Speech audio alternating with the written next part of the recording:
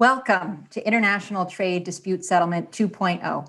We are delighted to have you here for what is sure to be a rich discussion on what is happening and what will happen or what may not happen in the world of international trade disputes. And not just at the WTO, the World Trade Organization, but also in the context of free trade agreements and alternatives to those instruments. I'm going to introduce the panelists very briefly. It's an honor for me to present them to you, although due to our time constraints, my brief introductions will hardly do them justice. Our esteemed organizers have assembled the best of the best, and I look forward to learning from them all. Charisse Vallis is Deputy Director at the Advisory Center on WTO Law in Geneva, where she has assisted developing country members in dozens of dispute settlement proceedings before the WTO. Prior to joining ACWL, she was in private practice and worked on trade law issues on behalf of the Canadian government for many years. Geraldo Vidigal is assistant professor at the University of Amsterdam, where he lectures on international trade law and public international law. Prior to joining the university faculty, among many other distinguished positions and fellowships, he worked as a dispute settlement lawyer at the WTO Legal Affairs Division. Heng Wang is a professor at the University of New South Wales, where he holds a number of leadership positions, among other titles and accolades. Heng's research focuses on the many angles of China's international economic law practice. He's the author of numerous articles and books on those topics and others related to trade disputes. Alan Yanovich is a partner at Akin Gump in Geneva. He advises foreign governments and multinational corporations on litigation of disputes before the WTO and other international dispute resolution bodies. Also a WTO alum, Alan spent 12 years at the WTO appellate body. And that's a great segue to our first question. So let's get right into it. As many of you watching this panel will know, the WTO appellate body is not functioning at present. And that's due to an impasse among the members in the selection of new appellate body members. So let me turn first to Charisse to help us understand what's going on. According to the WTO website on the date that we are recording this session, there are 18 appeals pending. That is 18 appeals from panel decisions that have not yet been heard due to the lack of appellate body members. Now, some of those were appealed while there were still one or two members in the appellate body, and others have been appealed since the last member departed. Many have referred to this as appealing into the void. That is, there's no one there to hear these appeals. So Charisse, could you tell us your thoughts on what this void means for dispute settlement at the WTO and your views for how these pending appeals are likely to be resolved? Charisse. Great. Thank you, Kathleen. And thank you to the organizers for inviting me to be on this very interesting panel. Yes, as you correctly point out, there are currently 18 cases that are under appeal. And of the 8 that have been appealed since the demise of the appellate body, I should note that some of them have really been just issuing a notice of appeal without any kind of written submission. And others, like in the Korea Sunset Review on Steel Products case and the Pakistan BOP case, have tried to really mimic a real appeal to the greatest extent possible. So in both those cases, in the first one, Korea issued a 32-page notice of appeal, and Pakistan issued a full first written submission, which is great. But on the other hand, there's nobody there to hear these appeals.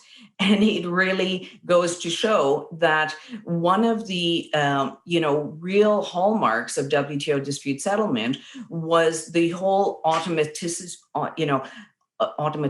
of the whole process, where, you could get your panelists chosen, you could get your panel established, you could get your panel report, your body report adopted, you could get authorization for retaliation. And as a respondent, there was not much you could do to stop that process.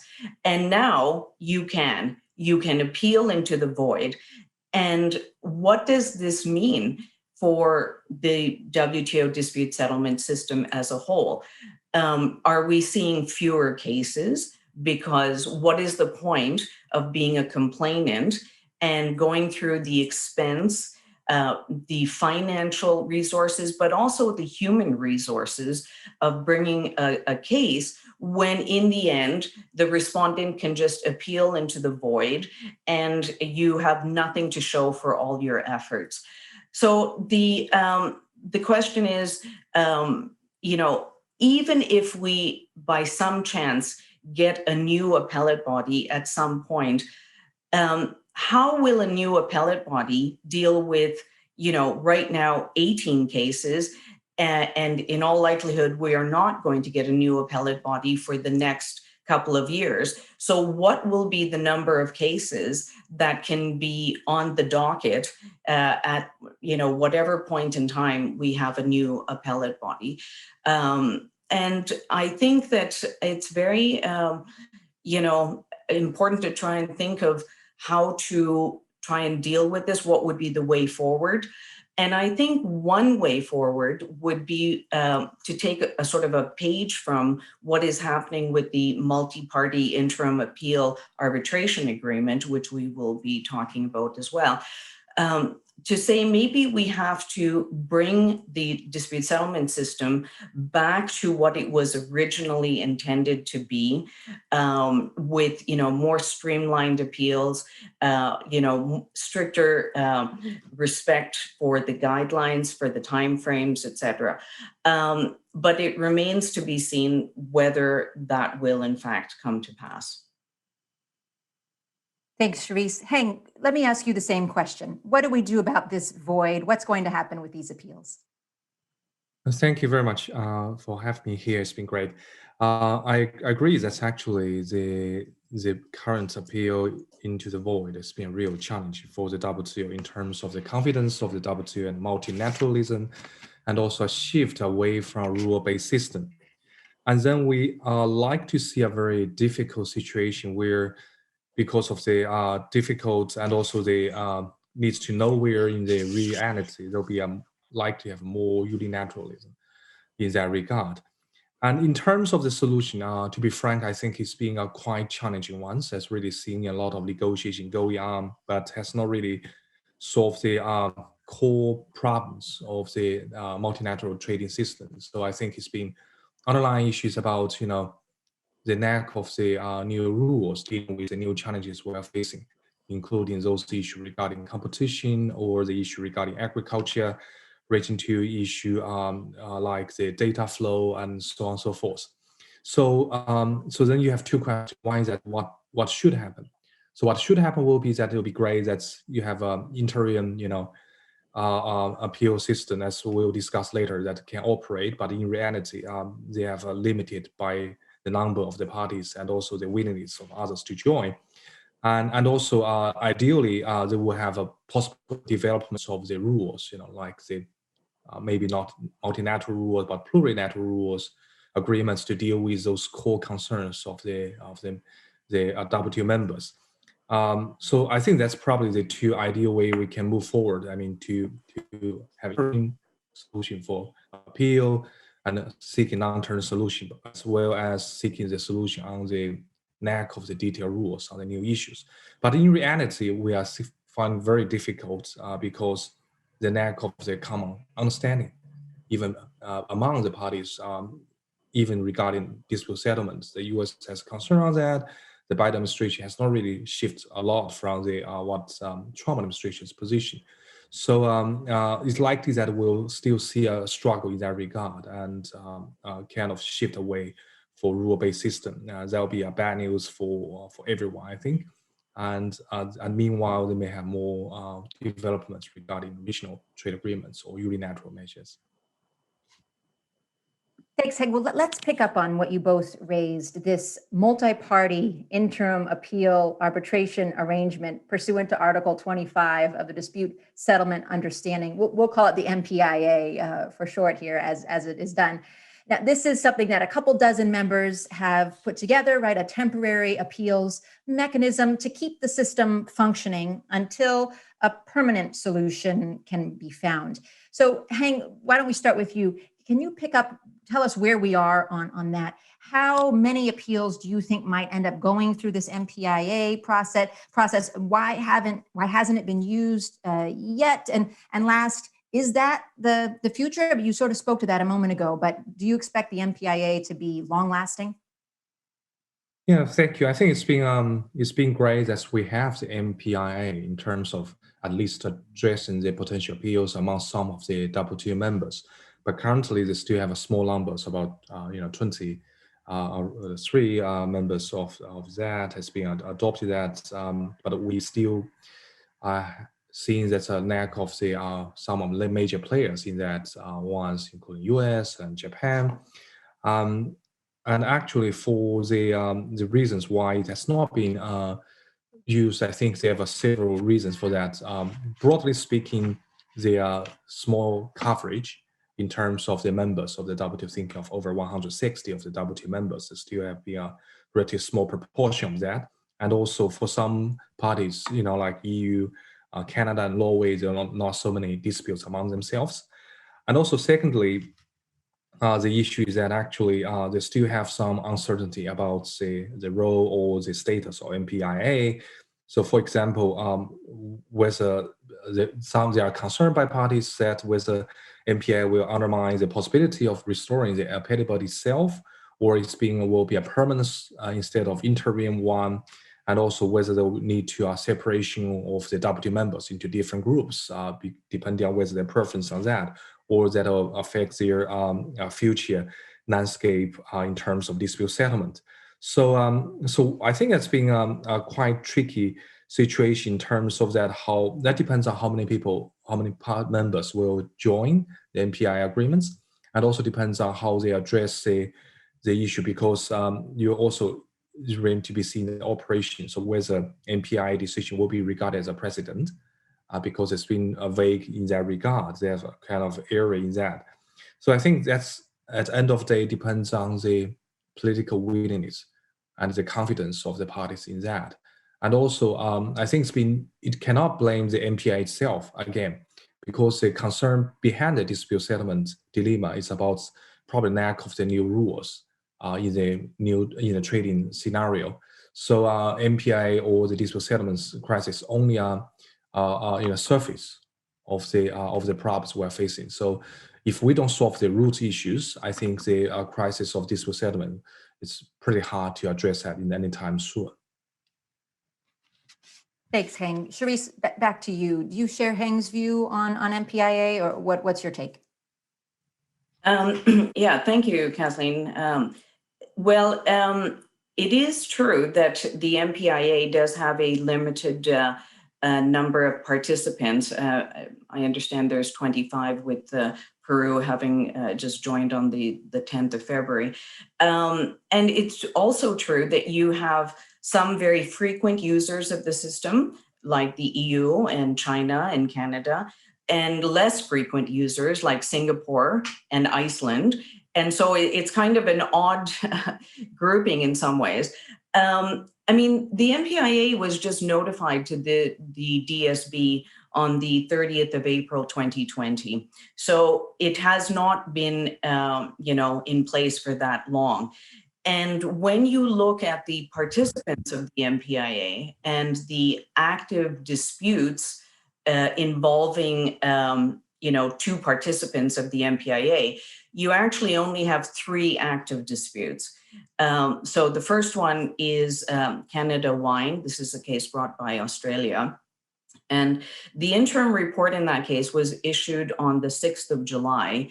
And the parties have asked the panel to hold off while they are searching for a mutually agreed solution. Now, it could well be that they are also thinking of using the MPIA to appeal in this particular case. In that would be quite interesting because, as you know, Canada and Australia were the first two WTO members to embark on the sequencing agreement, which was the first of its kind to resolve the impasse from EC bananas. And so you might see the same two members using the MPIA to resolve the current appellate body impasse. Now, the other two disputes that are coming up are Costa Rica avocados, which is a very complicated SPS case, and Colombia anti-dumping duties on frozen French fries. These cases always have very exciting names, actually.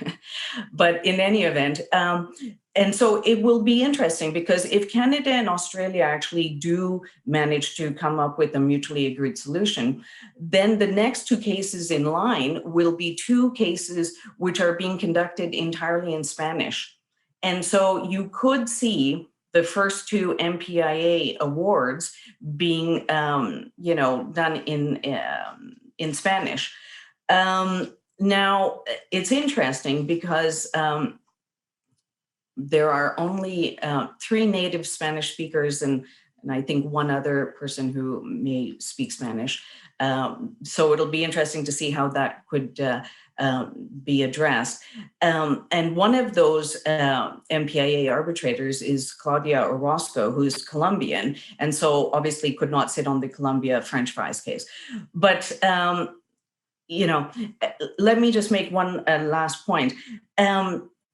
As I said, or I should note that 4 out of the 10 MPIA arbitrators were their country's nominee for the appellate body. And what the US has said is that the MPIA is really trying to be cloaked in this faux appellate body authority. And what they have continued to criticize the MPIA for elevating consistency over correctness. And as you know, the US had a big issue with this sort of, let's say, devotion to not departing from previous appellate body reports except for cogent reasons. And I think they have the same concerns about the MPIA, but I will leave my remarks there. Thank you. Well, thank you both so much. We haven't left the WTO fully. We'll come back to these WTO issues in a moment, but I want to get us to FTAs as well and to bring Geraldo and then Alan into the conversation. So turning to the world of FTA dispute settlement now, by one count, there have been a number of FTA cases. I'm sure Geraldo is going to give us the correct numbers in a moment, about 36 or so by one count, with a large majority being brought by or against the United States under US FTAs and NAFTA, the North American Free Trade Agreement, being a big FTA in the course of that collection. But now we see more different players getting into the game, right? The EU more recently and others. And yet of these 36 or so disputes, I think we can count on one hand the number of panel decisions that are available, or at least publicly available, I should say. So Geraldo, I know you've been tracking this closely. I think you even brought some slides. You can give us the visual representation. This strikes me as a pretty low number, given the number of FTAs that are out there. So what's your take on this? Why haven't we seen more FTA disputes, and where are we headed with those? Geraldo. Thank you very much, Kathleen. So I think the first thing to do is to distinguish within NAFTA the cases that are trade remedies cases from the interstate disputes, right? So when we're talking about WTO law, we're talking about interstate disputes or intermember disputes. And those, even for NAFTA, are, the number is exactly 3. And so it's been a lot. So maybe I'll start with the sharing the slides here.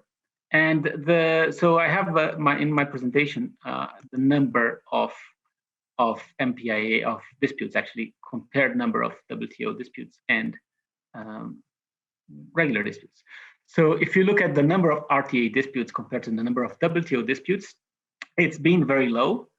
It got particularly low in the years between 2006 and 2017. And then we see they're coming up again, right? So again, counting only interstate disputes. And at the same time, we see that the drop in WTO disputes that Therese initially referred to. So last year we had only 5. That's the lowest number in WTO history of new consultation requests. And this year we've had 2 already. But members face the whole issue of how do they deal with the disputes once they have a panel report. And then even if they can, you have a panel report, and that's something already. The fact that the report is subject to appeal adds an inherent instability to even this panel report. And Therese informed us very nicely that even members are even making an effort to show that they're not acting in bad faith in appealing, right? They really have issues with the legal reasoning of the panel, and they're not just appealing into the void just to do so. So I think that's how we explain all this very sophisticated legal reasoning in appeals. In terms of what the appeals are, I think it's, of what the FTA cases are, I think that it's interesting to see that many of them, or at least the recent ones, so that is 2018, 2020, they concern largely, so this is first of all, they concern, I think you mentioned this, not only US cases, but also roughly half of them were brought by the EU. You have the 2 cases against US safeguards on solar products brought by Canada. And maybe more interestingly, I think it's here, yes, here you go. So 4 of these cases are actually non-WTO cases, right? So here you have a lot of trade remedies cases. That's a general, let's say, something to be expected. Half of the WTO cases are trade remedies cases, but also you have labor commitments, forestry, harmful fishing practices, and due process rights in competition. And so these cases are very interesting, and they are about novel issues. So there is no WTO law to draw on. So if anyone who's read the report in Ukraine would knows that the panel drew a lot on the WTO law and the jurisprudence of the appellate body. And that's something also to be aware of, right? So that how much will members be able to replicate, let's say, the WTO and make the jurisprudence of the appellate body live as what someone has called zombie, the appellate body jurisprudence, where they're influencing panels outside of the appellate body, or outside the WTO system, I should say. What else can we say about this? Let me come back to the cases. So it is an issue, and that one more here, that WTO. Oh, that's a bit tricky. Oh, come on. So okay, let's keep the WTO cases on the screen. So it is an issue that we've had. So we've become quite a litigious organization. So I was also surprised, and I really want to hear more from Therese about why she thinks the appellate body is not coming back. But if they don't come back soon, what we can foresee is members either resorting, or maybe both resorting to more. I can't get back to my original slide. There you go. No. Here. So either members resorting more to FTAs, but also, I mean, the trade dispute settlement is not used because countries like to use them. It's used as an alternative to trade wars and retaliation. And I think that's what we should be concerned about as lawyers, but also as people who care about the global economy, is the replacement of formal dispute settlement or judicialized dispute settlement with trade retaliation. And in this regard, and I'll end here, we have possibly worrying development, let's say, which is the US-China Phase 1 trade agreement, which features no adjudication at all, right? So the only remedy besides political negotiation is unilateral retaliation. And then that not only does it displease lawyers, because of course we like to see a legal process taking place, but it also doesn't work, right? I think that's the main takeaway from this, from I think Chad Bown from the Peterson Institute for International Economics has been doing work on this, how much the phase one trade agreement doesn't work. So the advantage, let's say, for all its failings of a judicialized dispute settlement, and I'll stop here, is that it has the prospect of generating a negotiation, which then allows states to induce compliance by other states with their obligations, which is really what they really want from this system. Thank you. Thanks, Geraldo. So Alan, let's get your take. You've litigated on both sides, WTO, FTA. What's your sense of where we're headed with FTA disputes? Thanks, Kathleen, and thank you, Hong, as well for the invitation. Well, I think,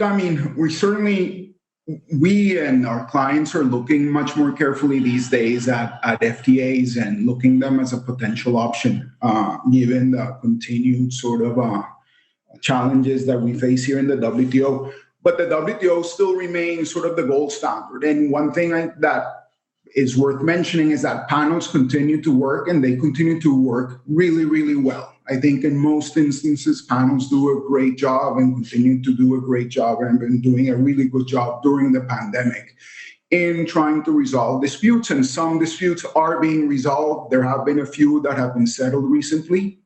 Not all of them, and there's too many that have been appealed into the void. But the WTO is still a good model. I think there's still a lot of uncertainty about FTAs. Most of the procedures haven't been used. Government officials do not like uncertainty. They prefer sort of the certainty that sort of the procedures in the WTO give them, even if there's this big question mark at the end. I think with FTAs, what we find is some of them are shallow in areas that are frequently litigated, like anti-dumping. Not all of the FTAs include anti-dumping, and that is sort of one of the issues that is most frequently the source of disputes.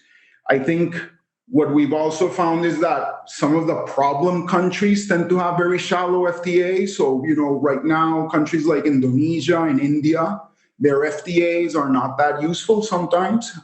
So you still have to come to the WTO. I think there are practical issues that still arise. And I think, Kathleen, you and I face some of these in the CAFTA arbitration. Sometimes, it's costly to go to dispute settlement in the FTA for a country. In the WTO, they already pay their annual contributions. Bringing a case doesn't involve a cost. Bringing a case in a dispute settlement, even if overall it might be cheaper, they need an additional budget for it that they don't have. And incredibly, sometimes that can be a big obstacle. The same thing, even paying for things like the hearing rooms, things that are taken for granted in the WTO can pose really significant bureaucratic hurdles sometimes. And they tend to discourage. And perhaps one other one that's quite important is there is no ACWL for FTA disputes.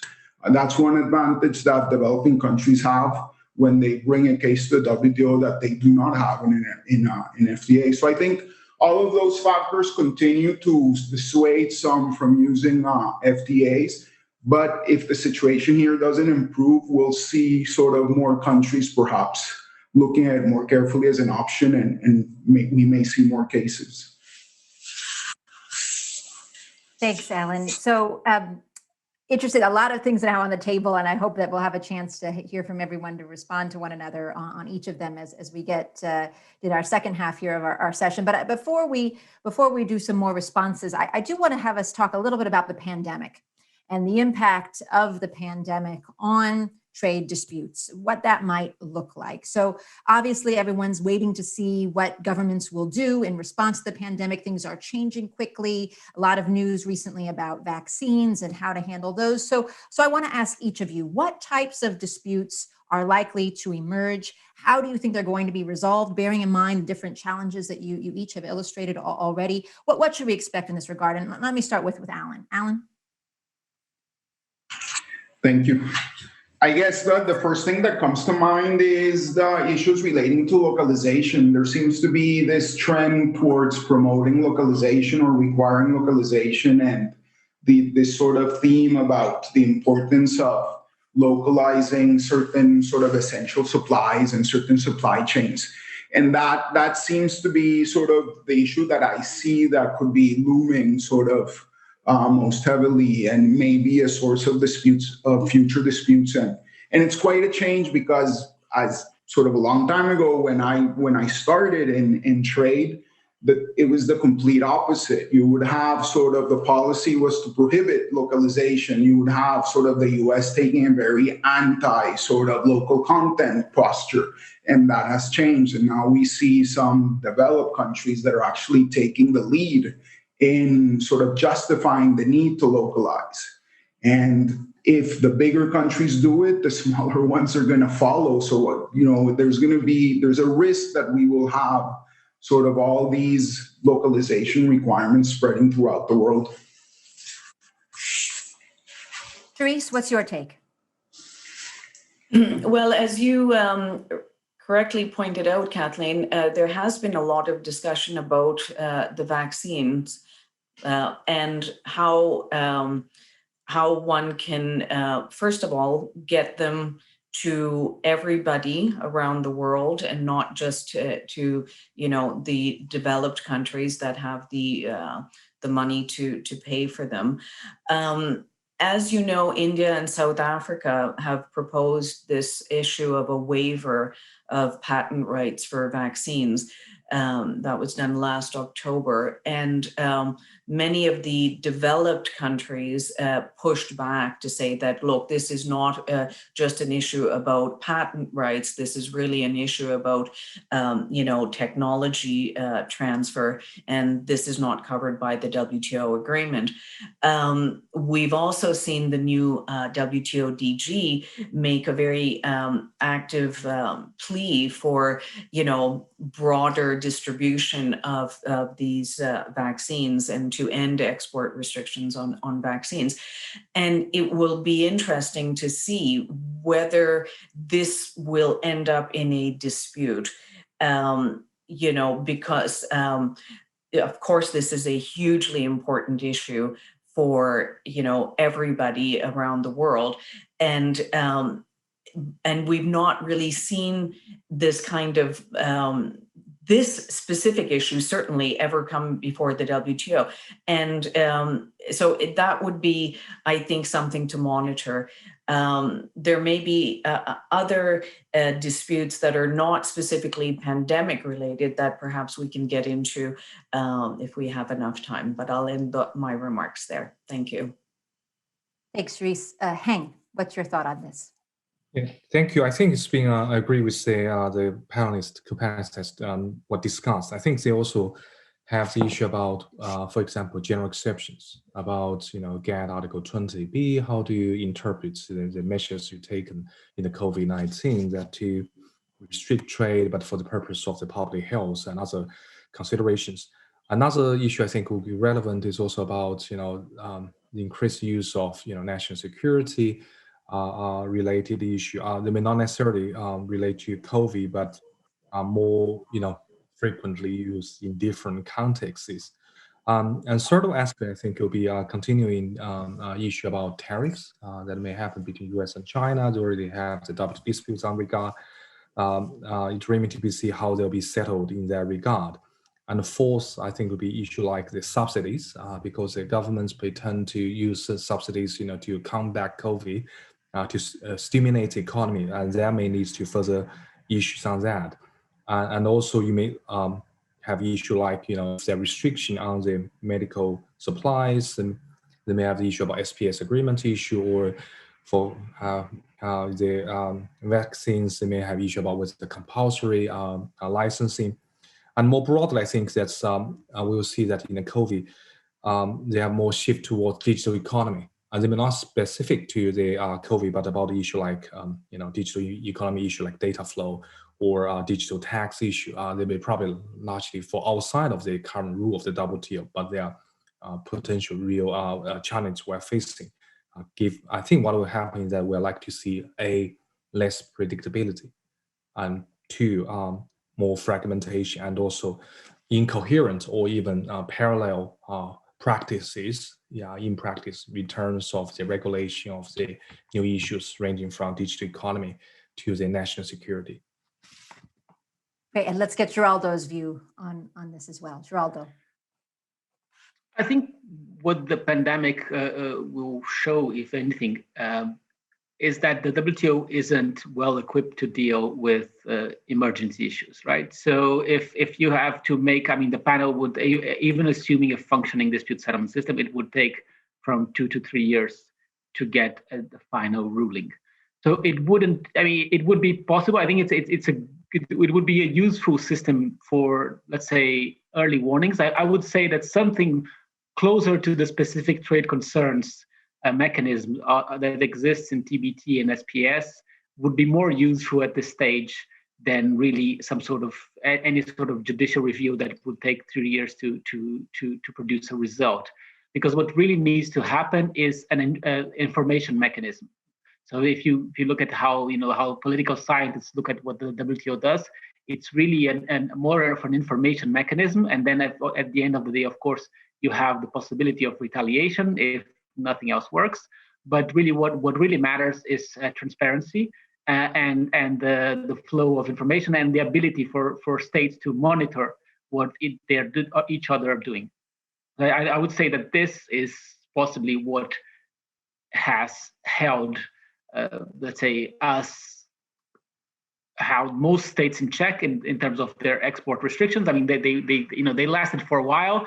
They were normally received very negatively by all involved, and including export restrictions, but also vaccination. I think I don't need to remind you of specific instances of this happening. But I think this is really what let's say the added value of the system can have. The added value that this system can have in the short term, because I don't think we should expect the WTO either to solve all the problems of interstate difficulties, or to be able to produce results in a rush. Because states need that. I think the monitoring function is what will keep the system open in situations like these. Thank you. Great, thanks to you all.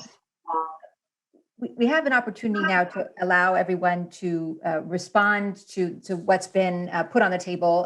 Each of you has somewhat asked one another a question, and we haven't heard yet from Geraldo and Alan about more of the WTO prospects, appellate body, and MPIA. So let me now invite, I'll start with Geraldo. Let me now invite you, Geraldo, if you wanted to speak to some of the issues that have been raised by others, or other issues that we have not yet covered. We haven't mentioned the new Director General and what her agenda might look like for reform and what that would mean for dispute settlement. Likewise, we've sort of been talking around broader power struggles or new administrations, wherever they may be, and what that might mean, as well as the impact of unilateral tools, which you've highlighted. So let me hear from each of you and give you a chance, as I said, to respond. And so, Geraldo, please go ahead. Thank you. Let me start with the election of the new Director General, Mrs. Okonjo-Iweala, and to say that I think her election, I find it very interesting, let's say, from people who are not from the trade world, because in a way it represents a completion of a cycle of the WTO ceasing to be a trade club and becoming a global regulatory organization. That people outside the WTO sometimes resent how much say the WTO has in things like how should vaccines be regulated or how should the environment be protected. And it seems that that was clear even from the reasons the US initially opposed her appointment, right? Which is that she was not from the world of trade. But I think that may actually be refreshing, because of the weight the WTO has, let's say, in spite of the positions of many of its own internal people who would like it very much to remain a trade-focused organization, it has acquired this global reach and this very broad scope in regulatory matters. And her election, I think, brings a fresh perspective in that sense, that she realizes, and because of the way her election took place, because of who she is, she has a legitimacy to speak broadly on global governance and global regulatory affairs. On the second point, and I'll be brief here, is the appellate body. And here I would really like to know the position of the views of people like Cherise, who are inside the discussions. But my impression is that the US is very much back into the multilateral system, right? And that's true for the Paris Agreement. That's true for supporting the election of Mr. Kojo Iweala. And I wonder then what they would do for the appellate body. My feeling is that they wouldn't just agree to this recomposition straight away, because that actually would be a lost opportunity to do WTO reform. The absence of the appellate body may actually be an incentive, because we don't have a status quo to go back to, right? Once you have the appellate body recomposed, everybody can go back to business as usual. And we now really have something on the table that the United States, but also others should take advantage of to make sure that they can renegotiate some of the fundamental issues that were holding back the WTO. Thank you very much. Thanks, Geraldo. Charisse, your name has come up here now several times. What can you tell us? In particularly, I'm thinking of the question. Well, Geraldo has just sort of asked most directly about the AB, but also would happy to get your views on the DG and elsewhere. And then the earlier issue of what would happen to FTA disputes for developing countries, an area in which you are assisting them. So, Charisse. Great, thank you. Look, I think that you're completely correct, Geraldo, with respect to the fact that the U.S. is back. Paris Accord, engaging with the new DG, et cetera. But I would point out that the U.S.'s concerns with the appellate body did not start in 2017. The U.S. had concerns with the appellate body going back to 2002, when the U.S. and Chile made its, joint contribution in the context of DSU review, and where they already started saying we have concerns about gap filling, we have concerns about overreach, et cetera. And so I think that hopefully we will go back to a two-tier system. It has been a great contribution to the resolution of disputes. One of the things, I think the appellate body did bring a lot of clarity, a lot of wisdom to the organization. One of the things that I found very, very interesting was in an International Court of Justice case, the pulp mills dispute, the International Court of Justice made reference to the appellate body and how well it handled experts and evidence. And when, as we all know, as international lawyers, we all look up to the International Court of Justice, and to have the ICJ say, look, the appellate body is doing a great job. I think that, it really does show that the appellate body made significant contributions. But I think there were also problems that were identified initially by the United States, but then other members came on board. And as I said in my remarks, I think the MPIA, with its focus on 90 days, strict deadlines, the arbitrators can tell you to drop an Article 11 claim or maybe suggest that you can, reconsider your Article 11 claim. I think all of these things show that, these other members also thought, look, this was getting, a bit unwieldy, and therefore we have to resolve it. And so the question is, I think and I hope that there will be a new appellate body. Probably won't be called the appellate body, but there will be a second tier system. But I think that everybody is going to have to make efforts to make it more streamlined and not overload the system. I was just looking at some statistics the other day. In the Australia tobacco plain packaging case, it was a case that took almost 7 years from panel establishment to the appellate body report. Now, admittedly, that was a pretty complicated case, and 2 hearings at the appellate body, et cetera. But I think there are certainly indications that the system was just being overloaded, and maybe we need to have WTO dispute settlement 2.0 to try and address those concerns. Thanks, Charisse. So, Alan, let's get your thoughts on these appellate body issues. Having worked there, have a specially situated view, and then a number of other questions that have been raised: the future role of the United States and others. So let me turn it over to you. Thanks. Perhaps I think there's a sense of guarded optimism now in Geneva, is what I feel, that we may be sort of be able to move forward on some of these issues. And I say guarded because I think it's going to take a while. I think some people maybe are overly optimistic, thinking that things will be resolved sort of in the first semester or even in the first quarter, which is almost over. And it may be more in towards the end of the year. But there is optimism. I also get a sense that there is de-escalation, and that's a good thing. We just saw the UK and the US sort of come to an arrangement today on Boeing, or yesterday.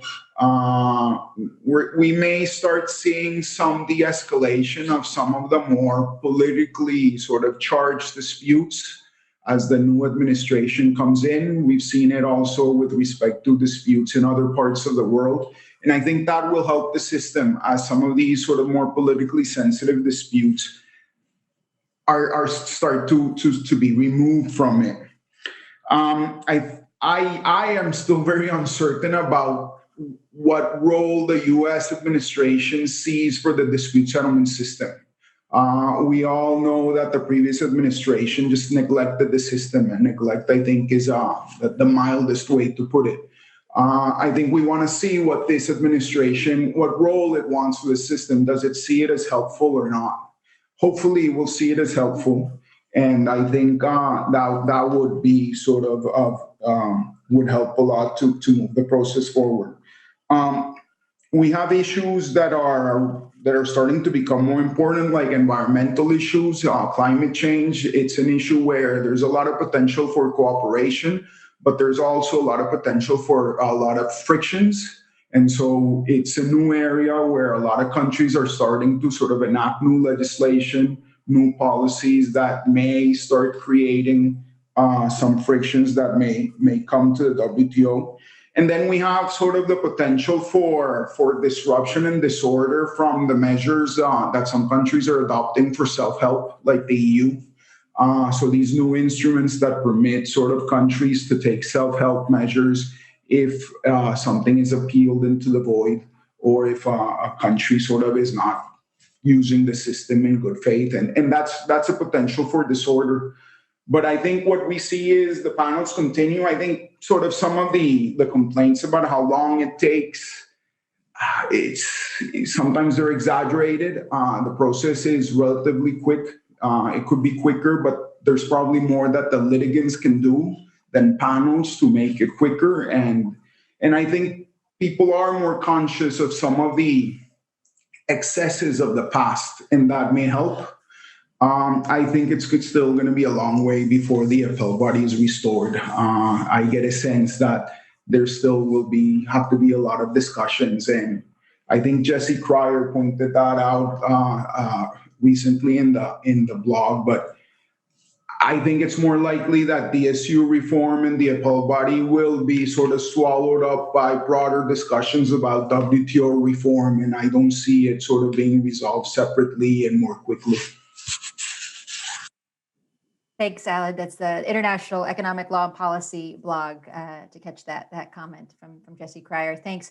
So Heng, so much has been put out here. Want to invite you to also speak to these issues, and particularly, Heng, your expertise writing about China's international economic law policy. We haven't touched too much on China in this conversation, but many would say it is an equally important figure in the future discussions here, in addition to the United States being a focal point. So Heng, could you cover the waterfront here and what else we need to know? Thank you, Kathleen. I think it's at the very beginning, I just want to add some footnotes regarding the previous discussion about MPIA. I think it's remains to be seen how it operates. There are several cases related to that. Canada commercial aircraft case, and also the reference not to MPIA, but to the Article 22 of DSU in the Australia anti-dumping measure on A4 copy papers. We'll see how they operate in practice.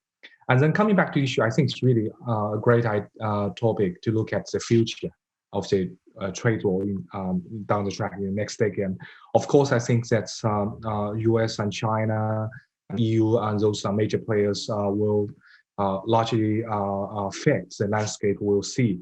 And for China, I think that's been an increasingly difficult scenario to see in terms of the trade context because of the lack of the rules, in the new areas, and that actually brings more difficulties for you look at the trade tension between U.S. and China, trade war between U.S. and China. They're actually nowhere to solve many of the issues because you don't have international rules on that.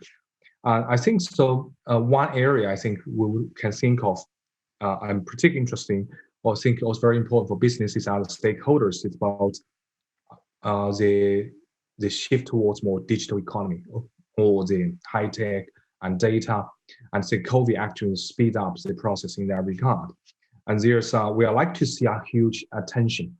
And on one hand, you see a new practice happening now. Not only business who work in trade will also see that not only e-commerce, but also a new situation like the central bank digital currency, where when you contact trade, make a payment. How about digital RMB? There are China's piloting and US talking about digital dollar, and on Europe, the digital euro. So the business people in trade, they have to face about the issue about which currency use, in trade, and they relate to the issue about data and digital identity. And so I think on one hand, we see the new issues arising, and those technical standards, data localization, and also data flow and regulation. Another side, we see the WTO rule has no developments, and the dispute settlement system is being in a crisis. So it's a huge tension there. So the second point I would like to make here is that since we have a new scenario, and we probably need to think more broadly what happened in practices, how the business will face that includes not only WTO free trade agreements, but also the Belt and Road Initiative, where China take a different direction practice in regard of not the binding rule, but memorandum of understandings, coupled with the many project contracts which are binding, and they have a different practicing, structure if you compare with treaties of the WTO. And also we need to see that how the free trade agreements will operate, particularly those mega FTAs like RCEP, or the CPTPP, and how they may address some of the issues that China's involved in RCEP, for instance. We'll see how they operate, but of course they have, as Anna mentioned, that dispute settlement does not cover trade remedies, so they have limited coverage in that regard. And finally, I think that's been the point about the relationship between the market and government. So I think that's a central issue we are facing, that are different positions and different understanding by the major parties. China's mechanism is different from the obvious from US and others. And I think that's been, we remain to see that what will happen, but I think the landscape we'll see in the future will be quite different from what we see in the past, even if the applicability issue has been addressed. And that affects by the major players' practice. I think it's been, since the players seem to learn from each other, so it's been important that for the parties to, to have self-discipline and to follow the rules. I think that'll be good for everyone to increase the predictability and to avoid undermining the rule of law system, as Gerardo has mentioned earlier. So I think I will conclude here to see that actually we'd like to see a more rocky roads ahead of us, and it's like to see an incremental development. Thank you. Thanks, Heg. We are almost at time, but I know a couple of people have a few last thoughts. So Geraldo, you had one last thought you wanted to weigh in. So we'll make this like a little lightning round if there's anything last to say. Geraldo? So when I first saw the title of this roundtable, I thought, well, International Trade Dispute Settlement 2.0. And I was like, wait, I thought the WTO was International Trade Dispute Settlement 2.0. And so I think the question that we have here and that everyone has ahead of them is whether we're going to move to International Trade Dispute Settlement 2.1 or 3.0. So that's what's we're going to see over the next few months, I guess. Thank you. And thank you for the moderation and invitation. Thanks, Geraldo. Charisse, let me go to you next. Any last words you wanted to offer? Well, I think that this is actually a really great time to be an international trade lawyer because, there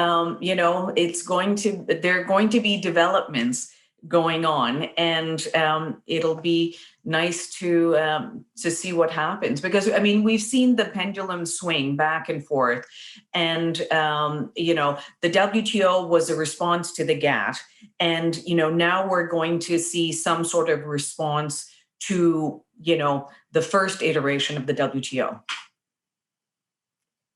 Thanks, Charisse. Alan, final words of wisdom? I think, Gerardo described it well in is it a 2.1 or 3.0? I have a feeling people are more open to more substantial change. And so my sense is we'll see more ambitious proposals being put forward soon. And Heng, last word after you've already given us so much. Anything you want to leave us with? I think the crisis also brings unprecedented opportunities because people see that what you have lost. So I think that should be an opportunity to develop rules, think seriously about the rules and about the dispute settlement. And second, I think that's not only hard law, because people now are concerned about dispute settlement. I think soft law also should have its role because they kind of way to buffer the different considerations. Thank you. Well, thank you all so very much. This has been, as billed, such a powerful and interesting discussion with so many thoughts for our audience. Although I should add, we're not stopping the conversation here.